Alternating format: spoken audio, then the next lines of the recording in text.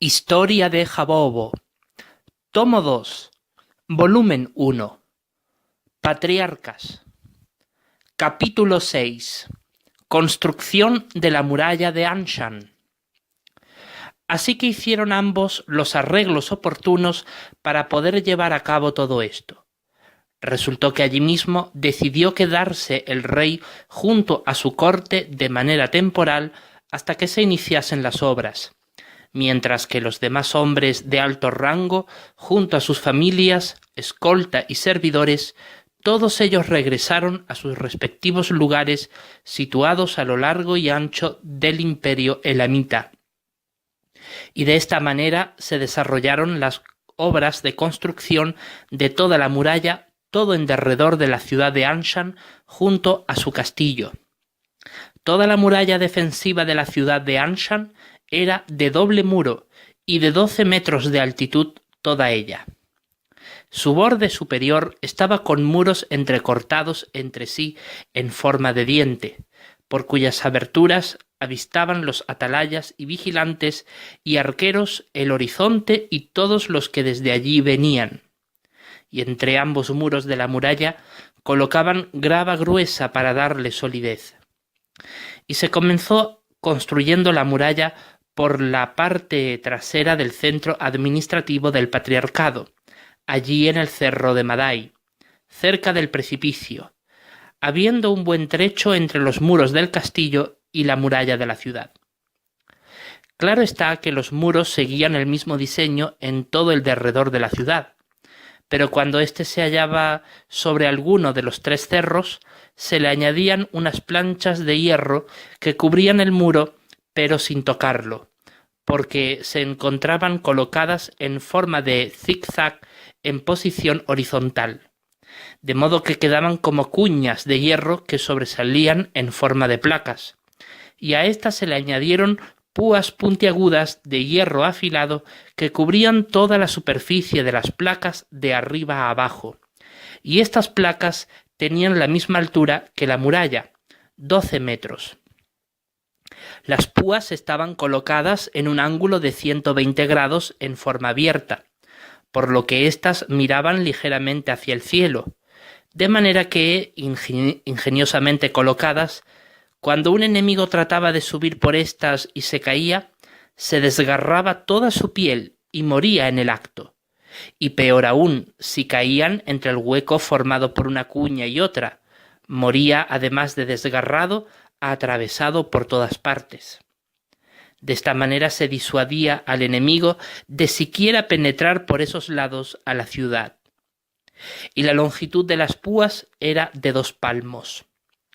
Y llegaron a comprobar la eficacia de aquel sistema porque obligaron a 50 presos condenados a muerte por el imperio de Elam a tratar de subir por las placas, y a medida que subían morían de forma horrible cuando caían. Por cierto, el centro penitenciario o prisión principal del distrito se hallaba en Persépolis, y de allí trajeron a los condenados.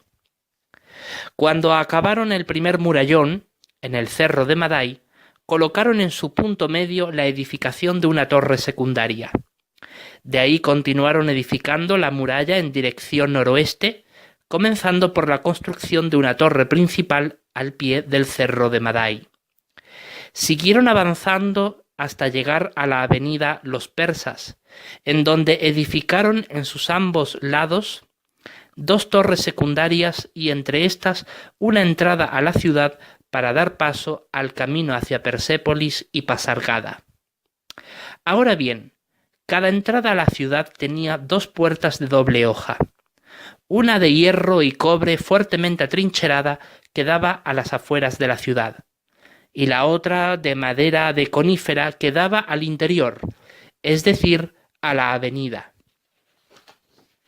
De ahí continuaron avanzando la construcción de la muralla, rodeando los terrenos de cultivo que están más allá del barrio de los Medos, por detrás de la avenida Los Medos, y en una parte, edificando una torre principal, se desviaron hacia el suroeste no mucha distancia, después de lo cual edificaron otra torre principal y de ahí continuaron construyéndola en dirección noroeste hasta que, a cierta distancia, volvieron a edificar otra torre principal y de ahí se detuvieron construyendo en esa dirección para nuevamente volver a construir en dirección suroeste hasta llegar al pie del Cerro Mocia, en donde edificaron otra torre principal.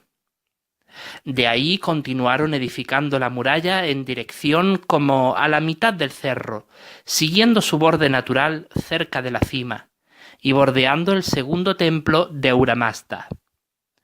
Y su estilo fue como el del Cerro de Madai. La construcción continuó hasta desviarse en dirección sureste, descendiendo por el Cerro Mocia, todo en línea recta hasta alcanzar el Cerro Ahura Mazda. Acabando el Cerro Mocia, construyeron junto a su pie otra torre principal y de ahí una secundaria justo en el borde que hay entre la avenida Los Elamitas y el camino hacia Susa. Una segunda torre secundaria fue construida en el otro borde para crear entre ambas una entrada a la ciudad. De ahí siguieron avanzando la construcción de la muralla hasta llegar al río, en cuyas dos riberas construyeron torres secundarias, y entre ambas un puente defensivo hecho de esta manera. Justo por encima del puente de piedra, porque todos los puentes de Anshan fueron construidos con piedras de granito, construyeron de igual modo la muralla, pero para que el puente soportara su enorme peso, este se construyó con enormes barras de hierro que se entrecruzaban y daban solidez a toda la estructura. Y justo por debajo del puente se colocó una alambrada de hierro formada también por barras de hierro que se entrecruzaban para impedir que los enemigos penetrasen a la ciudad por las aguas del río Anshan. Pero sus huecos eran grandes, de modo que hasta los peces penetraban por ella con facilidad. Llegando al pie del cerro Ahura Mazda, se construyó otra torre principal y de ahí otra al otro lado del cerro, y la muralla, construida al mismo estilo que el del Cerro de Madai, atravesaba el bosque de Espíritu Libre, cercano al borde sur del cerro, por sus precipicios, y rodeando con cierta distancia la escalinata de las columnas y el altar de sacrificios de Ahura Mazda.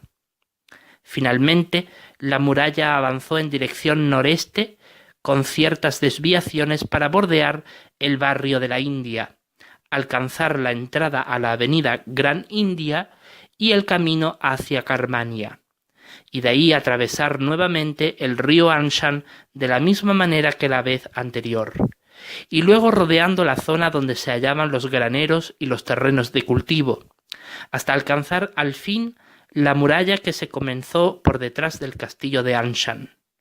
4 torres principales y 4 secundarias a lo largo de esta trayectoria en total. La obra fue inmensa y colosal, y de esta manera concluyeron.